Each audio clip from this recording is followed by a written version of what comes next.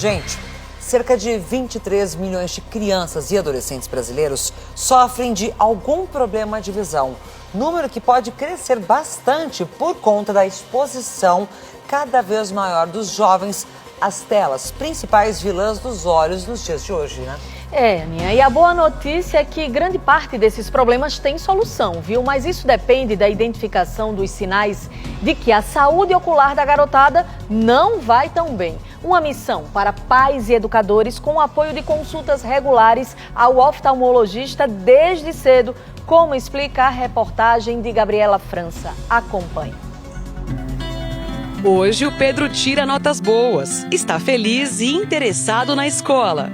Tiro 10 em inglês, português 8, e matemática 10 também. Eu amo ir pra escola. E por que você gosta de ir pra escola? Porque dá pra brincar, aprender, estudar. Mas nem sempre foi assim. Ele tinha muita dificuldade para aprender, ele era muito distraído na escola, demorava para aprender uma lição, mostrava muito desinteresse também, tanto em ler quanto prestar atenção na aula. Também para assistir TV ele sempre chegava mais perto do computador, celular, tudo ele chegava bem pertinho. Sintomas de problemas oculares.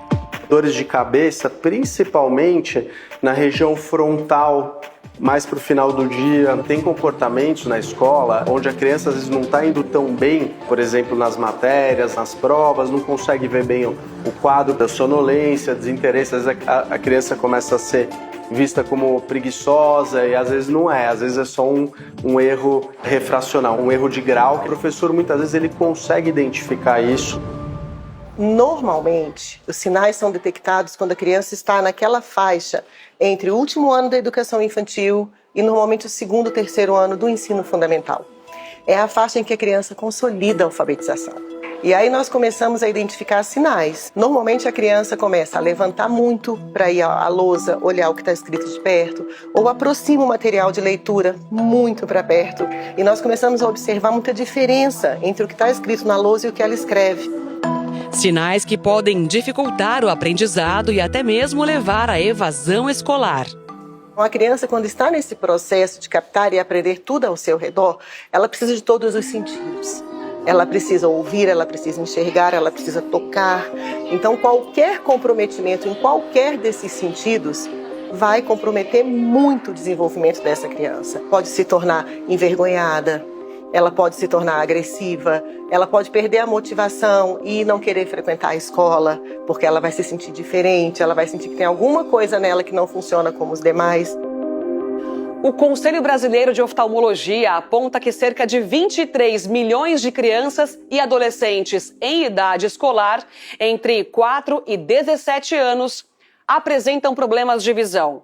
E os mais comuns nessa faixa etária? Miopia, hipermetropia e astigmatismo.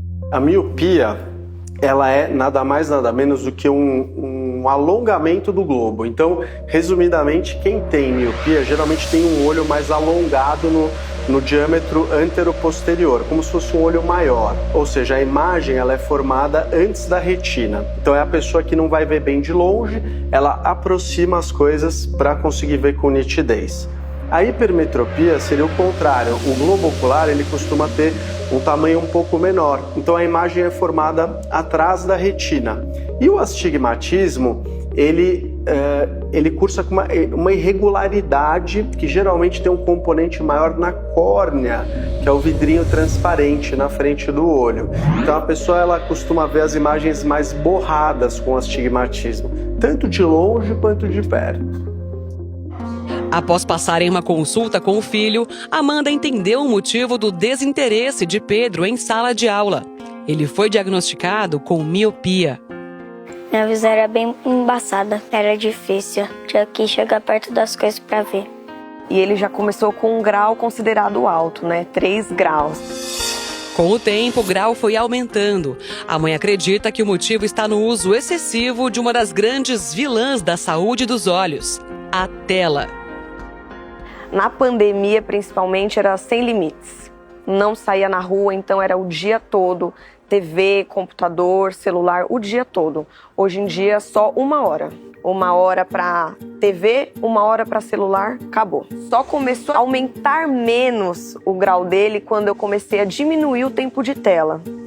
Aí o grau dele começou a demorar mais para aumentar. Um levantamento recente revelou que o uso diário de telas pode aumentar em 21% o risco de desenvolver miopia a partir da primeira hora de exposição.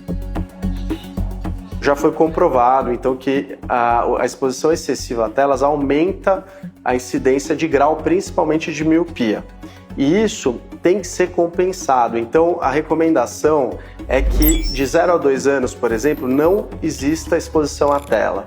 De 2 a 5, 6 anos, 1 hora de tela no máximo, sendo compensado com atividades esportivas externas, atividades ao ar livre. Além da atenção ao tempo de tela, a consulta com o oftalmologista é fundamental. E se engana quem pensa que o acompanhamento deve começar apenas a partir da idade escolar. Inclusive, a Sociedade Brasileira de Oftalmopediatria recomenda que dentro do primeiro ano de vida já seja feita a avaliação inicial da visão, porque nessa fase, ou às vezes entre 1 a 2 anos, entre 1 e 5 anos, a gente já consegue identificar alterações de reflexo dos olhos, alguma alteração de fundo de olho e alterações de grau. Pode identificar muito cedo e já fazer essa correção adequada para essa criança não ter um déficit de qualidade de visão na vida adulta. Pedro passa em consulta oftalmológica a cada 6 meses. Os óculos viraram companheiros inseparáveis.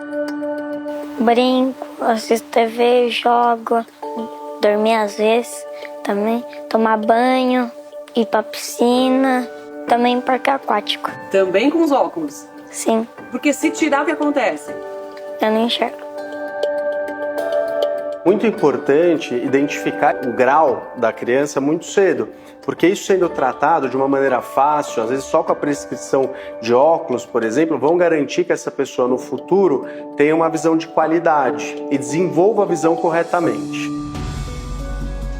E você pode se manter muito bem informado recebendo notícias como esta no seu smartphone. É só apontar a câmera do seu celular para o QR Code que aparece aqui na nossa tela e seguir o canal de WhatsApp do Portal R7.